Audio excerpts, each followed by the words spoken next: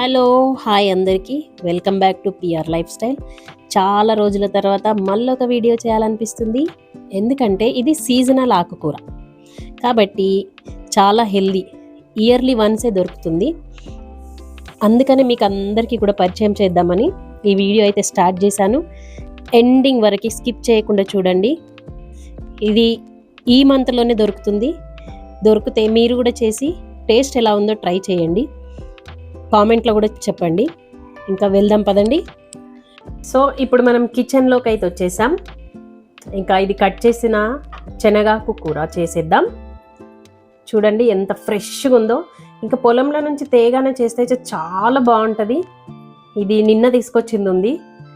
ఇందులో కుసుమలు ఉంటాయి కదా, తెల్ల కుసుమలు. ఓన్లీ శనగాకు వండకుండా ఈ తెల్ల కుసుమల ఆకులు 2-3 మిక్స్ చేసి వండుతారు. అందుకని ఇందులో ఈ ఆకు కూడా కనిపిస్తుంది మీకు. మీరు అబ్జర్వ్ చేసి చూసినట్టయితే ఇది కుసుమ ఆకు అంటారు అనమాట. తెల్ల కుసుమలు ఉంటాయి కదా, దాని యొక్క ఆకు. ఇంకా దీనిలో కావాల్సిన ఇంగ్రీడియంట్స్ చూపిస్తాను. ఆలోపు మనం పొయ్యి పైన కడాయి పెట్టేసుకుందాం. దిస్ ఈజ్ కడాయి. వెలిగిస్తే కడాయి వేడెక్కుతుంది. ఇప్పుడు మనం ఇంకా ఇందులోకి ఏమేమి కావాలో చూసేద్దాం. ఇందులో కావాల్సిన పచ్చిమిర్చి ఇలా మిక్సీలో పట్టేసుకొని నేను పేస్ట్ చేసేస్తాను. అంటే పూర్తిగా పేస్ట్ చేయొద్దు, కొంచెం కచ్చపచ్చగా ఉంచుకోవాలి, చాలా బాగుంటుంది అప్పుడు. అండ్ నెక్స్ట్ ఇందులో వేయాల్సినవి పల్లీలు టేస్ట్ కోసం. ఓన్లీ ఆకుకూర కదా, కొంతమంది టేస్ట్ కోసం కూడా వేసుకోవచ్చు, అంటే ఇది వేయకుండా కూడా వండుకోవచ్చు. అండ్ నెక్స్ట్ వచ్చేసి ఇది పెసరపప్పు వాటర్లో కడగాలి. ఇది పెసరపప్పు కొంచెం కడిగేసి వేసుకోవాలన్నమాట. అండ్ నెక్స్ట్ పొట్టు తీసి పెట్టుకున్న వెల్లుల్లిపాయలు, వీటితోనే చాలా టేస్ట్గా ఉంటుంది కర్రీ. అందుకని నేనైతే చాలా ఎక్కువగా వేసుకుంటాను, నాకు చాలా ఇష్టం.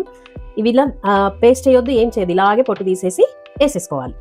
ఇదిగో పచ్చిమిర్చి పేస్ట్ అయితే చేసేసుకున్నాను. ఇంకా మనం కడాయిలో ఆయిల్ వేసేసుకుందాం. ఆయిల్ సరిపడా ఆయిల్ వేసుకోవాలి, కొంచెం ఎక్స్ట్రా వేసుకోవాలి. ఎందుకంటే ఈ ఆకు ఓన్లీ ఆయిల్తోనే చేస్తాం కాబట్టి ఇందులో వాటర్ అస్సలు వేయొద్దు. వాటర్ వేస్తే టేస్టే పోతుంది మొత్తం. కాబట్టి ఓన్లీ పోపు పెట్టుకొని దాంట్లోనే చేసుకోవాలి. ఇప్పుడు ఆయిల్ అయితే వేస్తున్నాను. నేను ఒక 3 స్పూన్స్ వేసుకుంటున్నాను. ఎందుకంటే దీంట్లో కొంచెం ఆయిల్లో అన్నీ కూడా వేయించాలి కాబట్టి 3 స్పూన్స్ వేసేసుకున్నాను. అంటే ఆకుకు సరిపడా వేసుకోవాలి. ఆకు కొంచెం ఉంటే కొంచెం ఆయిల్ వేసుకోండి, ఎక్కువ ఉంటే ఎక్కువ ఆయిల్ వేసుకోండి. క్వాంటిటీ తగ్గట్టుగా యూజ్ చేయండి. ఇంకా ఇప్పుడు ఆయిల్ వేడెక్కిపోయింది. మనం ఇందులో కొంచెం ఆవాలు వేసుకుందాము. అండ్ కొంచెం జీలకర్ర. ఇవి కొంచెం చిటపటలాడిన తర్వాత పల్లీలు వేసుకోవాలి. చూడండి చిటపటలాడుతున్నాయి, ఇవైతే చిటపటలాడిపోతున్నాయి. ఇప్పుడు ఇంకా పల్లీలు వేసుకుందాం. ఇవి టేస్ట్ కోసం అనమాట. ఈ శనగాకు కర్రీలో ఇవన్నీ వేసి చేసుకొని తింటే చాలా టేస్టీ ఉంటుంది. అండ్ ఇది చాలా హెల్దీ కూడా. ఈ ఆకుకూర మనకి ఇయర్లీ వన్సే దొరుకుతుంది. మీరందరూ కూడా ట్రై చేయండి, కంపల్సరీగా మీకు అందరికీ నచ్చుతుంది. ఇప్పుడు ఇవన్నీ కొంచెం ఎర్రబడ్డాక దీంట్లో మనం పెసరపప్పు, వెల్లుల్లి రెబ్బలు, ఆకు వేసిన తర్వాత లాస్ట్లో పచ్చిమిర్చి పేస్ట్ వేయాలి. ఓకే, ముందే పచ్చిమిర్చి పేస్ట్ వేసారనుకోండి ఆ పచ్చితనం టేస్ట్ అనేది పోతుంది. కాబట్టి లాస్ట్లో వేయండి, ఇదే సీక్రెట్ ఈ కర్రీలో. ఇప్పుడు వెల్లుల్లి రెబ్బలు వేసేస్తున్నాను. ఇంకా ఇక్కడ పెసరపప్పులో వాటర్ని తీసేసి వేసుకుందాం. నెక్స్ట్ మనం పెసరపప్పు యాడ్ చేస్తున్నాం. దాని తర్వాత కొంచెం పసుపు యాడ్ చేసుకుందాం. పసుపు లేకుండా వంటలు అనేది వండలేము కదా, కాబట్టి పసుపు ఇప్పుడే యాడ్ చేసేసుకుందాం. పచ్చి వాసన పోతుందని ముందే వేసేసాను. చూడండి ఎంత బాగా సౌండ్ వస్తుంది. ఓ వెరీ నైస్, స్మెల్ కూడా బాగా వస్తుంది. ఇంకా ఈ ఆకంతా ఇందులో వేసేసుకోవాలి. ఇలాగా పొడి పొడిగా ఉంటుంది కాబట్టి చాలా బాగుంటుంది. ఇది ఫ్రెష్గా తీసుకొచ్చి చేసుకుంటే అయితే చాలా టేస్టీగా ఉంటుంది. చూడండి ఇలాగే ఈ ఆకు మొత్తం మనం పాలకూర ఎలా చేసుకుంటాం ఫ్రై, అలాగా ఇది కూడా ఫ్రై అయిపోతుంది. ఇప్పుడు నెక్స్ట్ దీనిపైన పచ్చికారం వేసుకుందాం. పచ్చిమిర్చి పేస్ట్ చేశాను కదా, అది వేసేస్తాను. మీరు ఎంతైతే తింటారో కారం దాని తగ్గట్టుగా యాడ్ చేసుకోండి. కొంతమంది కొంచెం స్పైసీగా తింటారు, కొంతమంది కొంచెం తక్కువగా తింటారు, కాబట్టి టేస్ట్కి తగ్గట్టుగా యాడ్ చేసుకోవాలి. ఇది కొంచెం మనం దీనికి ఇంకా కొంచెం సేపు క్లోజ్ చేసి పెట్టేద్దాము. క్యాప్ పెట్టేసేస్తున్నా. కొంచెం వదిలేస్తే ఇలాగే అది కొంచెం దగ్గరికి అవుతుంది కదా, అప్పుడు మళ్ళీ ఒకసారి కలుపుతూ ఉండాలన్నమాట. అడుగంటకుండా కలిపేసేయాలి. అడుగంటుంది అనుకోండి మాడు స్మెల్ వస్తుంది అనమాట. అందుకని కొంచెం నెమ్మదిగా చూసుకుంటూ తిప్పుతూ ఉండాలి. ఇప్పుడు ఒక్కసారి తిప్పి చూద్దాం. చూడండి ఎంత బాగా దగ్గరకు వచ్చేసిందో. ఇలా కలుపుతూ ఉంటే ఆయిల్లో మట్టిపోతుంది.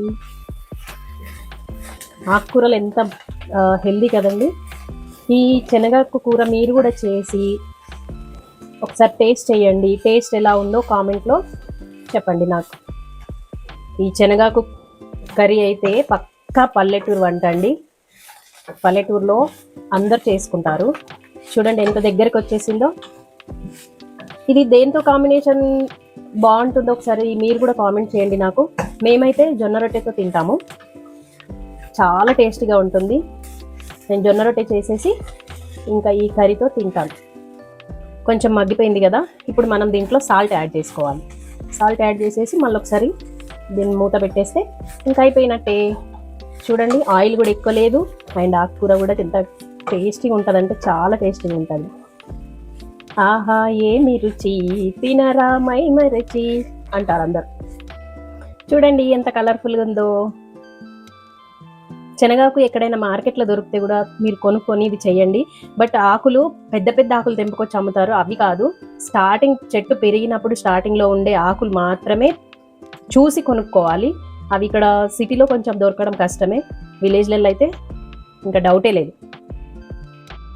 సాల్ట్ యాడ్ చేసుకుందాం లాస్ట్లో. ఆకుకూరలో సాల్ట్ కొంచెమే పడుతుంది కదా, అందుకని కొంచెం తక్కువనే వేసుకోవచ్చు.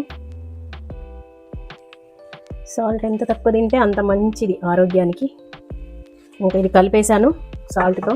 ఒక్కసారి 1 మినిట్ మళ్ళీ క్యాప్ పెట్టేద్దాం. దీనికి మూత పెట్టేసేసి దింపేయడమే. రెడీ, కర్రీ రెడీ అయిపోతుంది. రెడీ అయిపోయింది. చూడండి ఎంత బాగా దగ్గరకు వచ్చేసిందో ఆకు. సో ఇప్పుడు ఆకుకూర ఫ్రై, శనగాకుకూర ఫ్రై రెడీ అయిపోయింది. ఇంకా దీనికి బౌల్లోకి సర్వ్ చేసుకొని ఇప్పుడు జొన్న రొట్టె ప్రిపేర్ చేసుకొని, జొన్న రొట్టెతో కాంబినేషన్ చాలా బాగుంటుంది. ఇంకా జొన్న రొట్టెతో తినేసేయండి. ఇప్పుడు నేనైతే జొన్న రొట్టె చేసేసిన తర్వాత మళ్ళీ మీకు చూపిస్తాను. అండ్ ఈ ప్రాసెస్లో కర్రీ చేసి మీరు కూడా మీ ఫ్రెండ్స్ అండ్ ఫ్యామిలీ గ్రూప్లో షేర్ చేయండి. ఈ వీడియో కానీ నచ్చినట్లయితే ఒక లైక్ చేయండి. అండ్ ఇలాంటి మంచి మంచి రెసిపీస్ కోసం మా ఛానల్కి సబ్స్క్రైబ్ చేయండి.